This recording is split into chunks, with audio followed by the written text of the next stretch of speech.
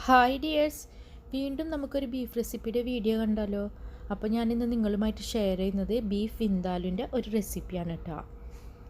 നമ്മൾ സാധാരണ ബീഫ് കറി അല്ലെങ്കിൽ ബീഫ് ഫ്രൈ ഒക്കെ ഉണ്ടാക്കുമ്പോൾ തയ്യാറാക്കുന്നതിൽ നിന്നും കുറച്ചൊന്ന് വ്യത്യസ്തമായിട്ടാണ് നമ്മൾ ബീഫ് വിന്താലുവിന് വേണ്ട മസാലകളും ചേരുവകളൊക്കെ തയ്യാറാക്കുന്നത്. നമുക്കിപ്പോൾ നേരെ വീഡിയോയിലേക്ക് കടക്കാം. നമുക്ക് ബീഫ് വിന്താലു തയ്യാറാക്കാൻ ആവശ്യമായ ബീഫും അതേപോലെ തന്നെ മറ്റുള്ള ഇൻഗ്രീഡിയൻസ് ഒക്കെ നമുക്ക് തയ്യാറാക്കി വെക്കാം. ഞാനിവിടെ 1 കിലോ ബീഫാണ് എടുത്തിട്ടുള്ളത്. ഈ 1 കിലോ ബീഫ് നല്ലപോലെ കഴുകി വൃത്തിയാക്കി ഞാനിവിടെ വെച്ചിട്ടുണ്ട്. അതേപോലെ തന്നെ ഈ ബീഫിൽ കുറച്ച് നെയ്യുണ്ട്. അപ്പോൾ നെയ്യുള്ള ബീഫ് കുറച്ച് വേണം.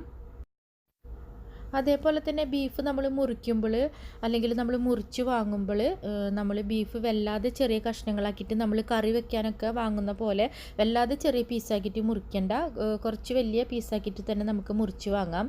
അതേപോലെ തന്നെ നമ്മൾ മുഴുവൻ നെയ്യുള്ള ബീഫല്ല, നമ്മൾ ഈ ബീഫിൽ 1-2 പീസ് നെയ്യുള്ളൊരു ഭാഗം നമുക്ക് ആവശ്യമുണ്ട്. എന്നാലേ കുറച്ചും കൂടി ടേസ്റ്റ് ഉണ്ടായിരിക്കുള്ളൂ. ഇനി നമുക്ക് ഇതിന് വേണ്ട മസാല തയ്യാറാക്കിയെടുക്കാം. അതിന് വേണ്ടിയിട്ട് ഞാനിപ്പോൾ ഇവിടെ പാന് സ്റ്റൗവിൽ വെച്ചിട്ട് ഹൈ ഫ്ലെയിമിൽ ഇട്ടിട്ട് പാന് ചൂടാക്കുക. പാൻ ചൂടായി കഴിഞ്ഞാൽ നമ്മൾ സാധാരണ മസാലയ്ക്കൊക്കെ വറുക്കണ പോലെ തന്നെ ഫ്ലെയിം നല്ലപോലെ കുറച്ചിട്ട് ലോ ഫ്ലെയിമിലേക്ക് മാറ്റുക. നമ്മളിനിപ്പോൾ ഈ പാനിലേക്ക് 1 ടീസ്പൂണ് ഗ്രാമ്പു ചേർത്ത് കൊടുക്കുന്നുണ്ട്. അതേപോലെ തന്നെ നമുക്കിനി ആവശ്യം 1 ടീസ്പൂൺ അളവിൽ തന്നെ കുരുമുളകാണ്. ഇപ്പോൾ ഈ കുരുമുളക് നിങ്ങൾക്ക് മുഴുവനോടെ ഇല്ലെങ്കിൽ പൊടിച്ച കുരുമുളകായതും മതി. അതേപോലെ തന്നെ പട്ട വലിയതാണെങ്കിൽ ഒരു 2 കഷ്ണം എടുത്താൽ മതി. ചെറിയ ചെറിയ പീസായതുകൊണ്ട് തന്നെ ഞാൻ 1 ടീസ്പൂൺ പട്ട എടുത്തിട്ടുണ്ട്. അതേപോലെ തന്നെ 1 ടീസ്പൂൺ തന്നെ ഏലക്കയും എടുത്തിട്ടുണ്ട്. പിന്നെ ഞാനിപ്പോൾ എടുത്തിട്ടുള്ളത് 2 ടീസ്പൂണ് പെരിഞ്ചീരകമാണ്. ഇപ്പം നമ്മുടെ പാന് ലോ ഫ്ലെയിമിലാണ് ഇട്ടാക്കെടുക്കുന്നത്. അതായത് പാന് ഹൈ ഫ്ലെയിമിലിട്ട് ചൂടായി കഴിഞ്ഞപ്പോൾ ഫ്ലെയിം ഓൾറെഡി ഞാനിവിടെ കുറച്ച് വെച്ചിട്ടുണ്ട്. ഇനി നമ്മൾ ലോ ഫ്ലെയിമിൽ തന്നെ ഇട്ടിട്ട് ഇതൊന്ന് വറുത്തെടുക്കുക. സാധാരണ മസാലക്കൂട്ടുകളൊക്കെ വറുക്കുന്ന പോലെ തന്നെ ഇതിനും ആ ഒരു അരോമ വന്നു തുടങ്ങുമ്പോൾ തന്നെ നമുക്ക് ഇതിലേക്ക് മറ്റുള്ള ഇൻഗ്രീഡിയൻസ് ഇട്ട് കൊടുക്കാം. അതായത് നമുക്ക് ആ സ്മെല്ല് വന്നു തുടങ്ങുമ്പോൾ തന്നെ നമ്മളുടെ മസാല തയ്യാറായി എന്നർത്ഥം. പിന്നീട് നമ്മൾ അത് വറുത്ത് കഴിഞ്ഞാൽ കരിയും. അപ്പോൾ നമ്മളുടെ മസാല ഇപ്പോൾ ഇവിടെ തയ്യാറായിട്ടുണ്ട്. ഇനി ഇതിലേക്ക് ചേർത്ത് കൊടുക്കുന്നത് 2 ടീസ്പൂൺ കടുകാണ് കേട്ടോ. അപ്പോൾ നമ്മൾ സാധാരണ ബീഫ് കറി ഒന്നും ഉണ്ടാക്കുമ്പോൾ കടുക് ചേർക്കാറില്ലല്ലോ. അപ്പോൾ അതാണ് ഞാൻ ആദ്യം പറഞ്ഞത്. നമ്മളുടെ മസാലക്കൂട്ടിലൊക്കെ കുറച്ചൊരു വ്യത്യസ്തമാക്കിയിട്ടാണ് നമ്മൾ ബീഫ് വിന്താലു തയ്യാറാക്കി എടുക്കുന്നത്. അപ്പോൾ കടുകും കൂടി ചേർത്ത് കഴിഞ്ഞിട്ട് നമുക്ക് ഉടനെ തന്നെ ഫ്ലെയിം ഓഫ് ചെയ്യാം. അല്ലെങ്കിൽ നല്ല ചൂടുള്ള പാനൊക്കെ ആണെങ്കിൽ നിങ്ങൾ ഫ്ലെയിം ഓഫ് ചെയ്തിട്ട് കടുക് ചേർത്താലും മതി. ഇനി ഇത് 1 മിനിറ്റ് തന്നെ നമ്മൾ സ്റ്റവിൽ നിന്ന് മാറ്റി വെക്കുമ്പോൾ തന്നെ ഇത് ചൂടാറി കിട്ടും. അത്യാവശ്യം ചൂടാറി കഴിഞ്ഞാൽ നമ്മളിപ്പോൾ 1 മിനിറ്റല്ല 1-2 മിനിറ്റ് എടുത്തിട്ട് ആയാലും ഒന്ന് ചൂടാറി കഴിഞ്ഞതിന് ശേഷം നമ്മൾ ഇതൊന്ന് നല്ലപോലെ പൊടിച്ചെടുക്കണം. അപ്പോൾ ഇതൊന്ന് പൊടിച്ചെടുത്തതിന് ശേഷം മാത്രം ഇതിലേക്ക് മറ്റുള്ള ഇൻഗ്രീഡിയൻസ് ഒക്കെ ചേർത്ത് അരച്ചാൽ മതിയിട്ട്. അല്ലെങ്കിൽ ഇത് നല്ലപോലെ നമുക്ക് പൊടിഞ്ഞ് കിട്ടില്ല. അതായത് നമ്മൾ ആദ്യം തന്നെ ഇതിൽ ഇഞ്ചി വെളുത്തുള്ളിയൊക്കെ ചേർത്ത് കഴിഞ്ഞാൽ നമുക്ക് ഈ മസാലക്കൂട്ടുകൾ നന്നായിട്ട് പൊടിഞ്ഞ് കിട്ടില്ല. അപ്പോൾ ആദ്യം നമുക്ക് ഈ മസാലക്കൂട്ടുകൾ നല്ലപോലെ പൊടിച്ചെടുത്തതിന് ശേഷം നമുക്ക് മറ്റുള്ള ഇൻഗ്രീഡിയൻസ് ഒക്കെ നമുക്ക് ചേർക്കാം. ഈ മസാലക്കൂട്ടുകളൊക്കെ ഇപ്പോൾ ഞാൻ നല്ലപോലെ പൊടിച്ചെടുത്തിട്ടുണ്ട് കേട്ടോ. ഇനി ഈ പൊടിച്ചെടുത്ത മസാലക്കൂട്ടിലേക്ക് നമുക്ക് മറ്റുള്ള ഇൻഗ്രീഡിയൻസ് ഒക്കെ ചേർത്ത് കൊടുക്കാം. ഞാനിവിടെ മുരിങ്ങയുടെ തൊലി ഒരു 3 ചെറിയ കഷ്ണം ഇതിലേക്ക് ഇട്ട് കൊടുക്കുന്നുണ്ട് കേട്ടോ. മുരിങ്ങയുടെ തൊലി നമുക്ക് ഓപ്ഷണലല്ല. നമ്മൾ പരമ്പരാഗതമായിട്ടൊക്കെ ബീഫ് വിന്താലു തയ്യാറാക്കുമ്പോൾ മുരിങ്ങത്തൊലി കുറച്ച് ചേർക്കും. എന്നിരുന്നാലും നിങ്ങൾക്കിത് കിട്ടാനില്ലെങ്കിൽ നിങ്ങൾ ചേർക്കേണ്ട. നമുക്കിപ്പോൾ ഒരു ഇൻഗ്രീഡിയൻറ്റ് ഇല്ലെങ്കിലും നമുക്ക് ഒരു ഡിഷ് വേണമെന്ന് വെച്ചാൽ അത് തയ്യാറാക്കി എടുക്കാം. ആ ഒരു ഇൻഗ്രീഡിയൻറ്റ് ഒഴിവാക്കിയിട്ട് തന്നെ നമുക്ക് തയ്യാറാക്കാം, പ്രശ്നമില്ല. ഇനി ഞാനിവിടെ ചേർത്ത് കൊടുക്കുന്നത് 1 ടീസ്പൂണ് ഇഞ്ചി വെളുത്തുള്ളി പേസ്റ്റാണ് കേട്ടോ. ഇത് ഞാൻ ഇഞ്ചി വെളുത്തുള്ളി പേസ്റ്റായിട്ട് ബോട്ടിലിൽ വാങ്ങിയതാണ് ചേർത്ത് കൊടുക്കുന്നത്. അപ്പോൾ ഫ്രഷ് ഇഞ്ചിയും വെളുത്തുള്ളി ഉണ്ടെങ്കിൽ നിങ്ങൾക്ക് അങ്ങനെയും ആഡ് ചെയ്ത് കൊടുക്കാം. ഇനി നമുക്ക് ആവശ്യം മല്ലിപ്പൊടിയാണ്. മല്ലിപ്പൊടി 2 ടീസ്പൂണ് ഇവിടെ ചേർത്ത് കൊടുക്കുന്നുണ്ട്.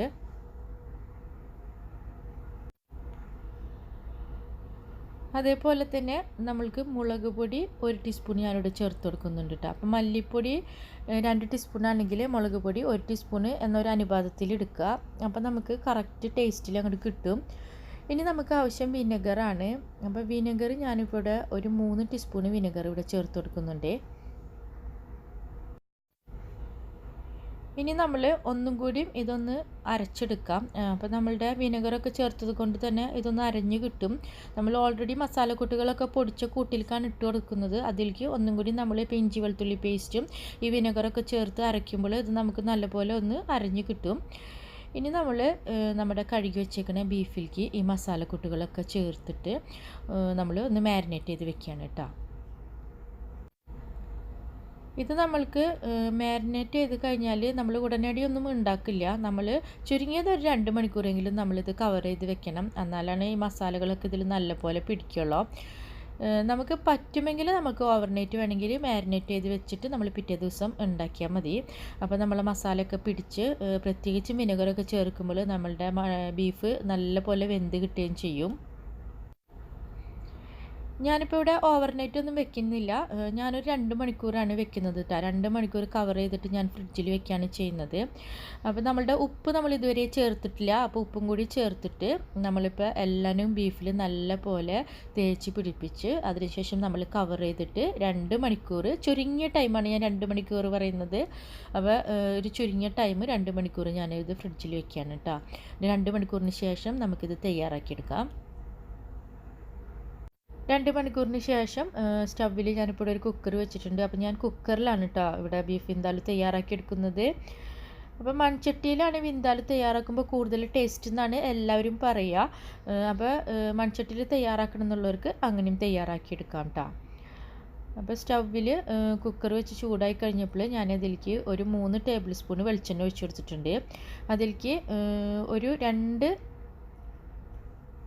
സബോള ചെറുതായിട്ട് അരിഞ്ഞത്, അതേപോലെ തന്നെ 2 തക്കാളി അരിഞ്ഞത്, പിന്നെ കറിവേപ്പിലയും കൂടി ചേർത്ത് കൊടുക്കുകയാണ്. ഈ തക്കാളിയുടെയും സബോളയുടെയും ഒക്കെ എണ്ണം ഇതിൻ്റെ വലിപ്പം അനുസരിച്ച് നിങ്ങൾക്ക് കൂട്ടുകയും കുറയ്ക്കുകയൊക്കെ ചെയ്യാം കേട്ടോ. ഇത് ഞാനിപ്പോൾ ഒരു മീഡിയം സൈസ് തക്കാളി, മീഡിയം സൈസ് സബോളയാണ്. അപ്പോൾ വലിയ സൈസ് ആണെങ്കിൽ അതിനനുസരിച്ച് നിങ്ങൾക്ക് അഡ്ജസ്റ്റ് ചെയ്തെടുക്കാം. ചെറുതാണെങ്കിൽ അതേപോലെ തന്നെ അഡ്ജസ്റ്റ് ചെയ്ത് അളവ് കൂട്ടാം. അപ്പോൾ അതൊക്കെ നിങ്ങളുടെ കയ്യിലുള്ള സബോളയുടെയും തക്കാളിയുടെയും ഒക്കെ ഒരു വലിപ്പം അനുസരിച്ചൊക്കെ നിങ്ങൾ ക്രമീകരിച്ചെടുക്കുക. ഇനി നമുക്കിത് നല്ലപോലെ വഴറ്റി കൊടുക്കുക. ഈ സബോളയും തക്കാളിയൊക്കെ നല്ലപോലെ വഴന്ന് കിട്ടാൻ വേണ്ടിയിട്ട് നമുക്ക് വേണമെങ്കിൽ കുറച്ച് ഉപ്പ് ചേർത്ത് കൊടുക്കാം കേട്ടോ. അപ്പോൾ പെട്ടെന്ന് തന്നെ നമുക്ക് വഴന്ന് കിട്ടാൻ വേണ്ടിയിട്ട് കുറച്ച് ഉപ്പ് ചേർത്ത് കൊടുത്താൽ മതി. പക്ഷേ ഉപ്പ് ചേർത്ത് കൊടുക്കുമ്പോൾ ഇപ്പോൾ ശ്രദ്ധിക്കണം, നമ്മൾ ഓൾറെഡി ബീഫിൽ ഉപ്പ് ചേർത്തിട്ടാണ് മാരിനേറ്റ് ചെയ്ത് വെച്ചിരിക്കുന്നത്. അതുകൊണ്ട് തന്നെ വളരെ കുറഞ്ഞ അളവിലുള്ള ഉപ്പ് മാത്രം ഇപ്പോൾ സബോളയിൽ ചേർത്ത് കൊടുത്താൽ മതി കേട്ടോ. അപ്പോൾ നമ്മളുടെ സബോളയും തക്കാളിയൊക്കെ ഇവിടെ വഴന്ന് വന്നിട്ടുണ്ട്. ഇനി നമുക്ക് മാരിനേറ്റ് ചെയ്ത് വെച്ചേക്കുന്ന ബീഫ് കുക്കറിലേക്ക് ഇട്ട് കൊടുക്കുക. ഇനി നമ്മളുടെ ബീഫ് ഇട്ട് കൊടുത്ത ഉടനെ തന്നെ നമ്മളിതിൽ വെള്ളം ഒഴിക്കില്ല കേട്ടോ. നമ്മൾ ബീഫ് ഇട്ട് കൊടുത്ത് കഴിഞ്ഞ് കഴിഞ്ഞാൽ നമ്മൾ ഒരു 5-6 മിനിറ്റെങ്കിലും നമുക്ക് ഇത് നല്ലപോലെ ഒന്ന് ഇളക്കി കൊടുക്കുക. നമ്മളിപ്പോൾ കുക്കറിലല്ല മൺചട്ടിയിലാണ് വിന്താലു തയ്യാറാക്കി എടുക്കണമെന്ന് വെച്ചാൽ നമ്മൾ ഇതേപോലെ ഒന്നാകെ ഇട്ട് കൊടുക്കണമെന്നില്ല.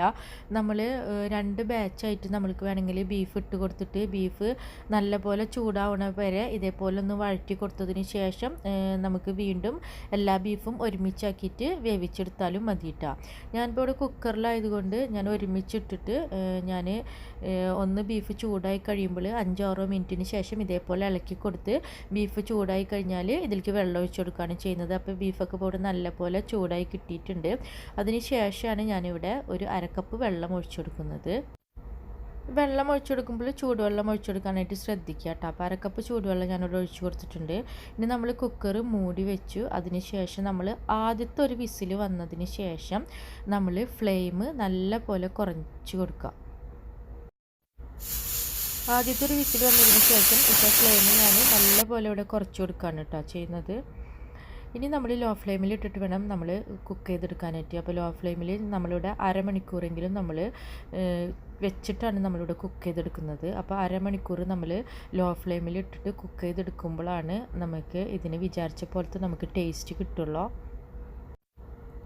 നമുക്ക് വേണമെങ്കിൽ കുക്കറിലൊക്കെ വേവിച്ചെടുക്കുമ്പോൾ 5ഓ 6ഓ വിസിൽ വരുത്തിയിട്ട് പെട്ടെന്ന് തന്നെ വേവിച്ചെടുക്കാം. പക്ഷേ അതിനേക്കാളും കൂടുതൽ ടേസ്റ്റ് നമ്മൾ ഇതേപോലെ ആദ്യത്തെ ഒരു വിസിൽ വന്നതിന് ശേഷം ഫ്ലെയിം നല്ല പോലെ കുറച്ചിടുക. അതിനുശേഷം നമ്മൾ അരമണിക്കൂർ ലോ ഫ്ലെയിമിൽ ഇട്ടിട്ട് നമ്മൾ വേവിച്ചെടുത്ത് കഴിഞ്ഞാൽ നമുക്ക് വളരെ ടേസ്റ്റി ആയിട്ടുള്ള വിന്താലു നമുക്ക് റെഡിയായി കിട്ടും. അപ്പോൾ ഇനി നമുക്ക് അധികമുള്ള വെള്ളമൊക്കെ ഉണ്ടെങ്കിൽ നമുക്ക് കുറച്ച് നേരം കൂടി ഫ്ലെയിം കൂട്ടിയിട്ടിട്ട് നമ്മൾ കുക്കർ തുറന്നതിന് ശേഷം നമുക്ക് ഒന്ന് വറ്റിച്ചെടുക്കാം. അപ്പോൾ നമ്മളുടെ ടേസ്റ്റി ആയിട്ടുള്ള വിന്താലു ഇവിടെ റെഡി ആയിട്ടുണ്ട്. അപ്പോൾ എല്ലാവരും ട്രൈ ചെയ്യുക. അതേപോലെ തന്നെ വീഡിയോ കണ്ടതിനും ഇതുവരെ സപ്പോർട്ട് ചെയ്തതിനും എല്ലാവർക്കും ഒരുപാട് താങ്ക്സ് ഉണ്ട്. വീണ്ടും പുതിയൊരു റെസിപ്പിയുടെ പുതിയൊരു വീഡിയോയിലൂടെ കാണാം. അതുവരേക്കും എല്ലാവർക്കും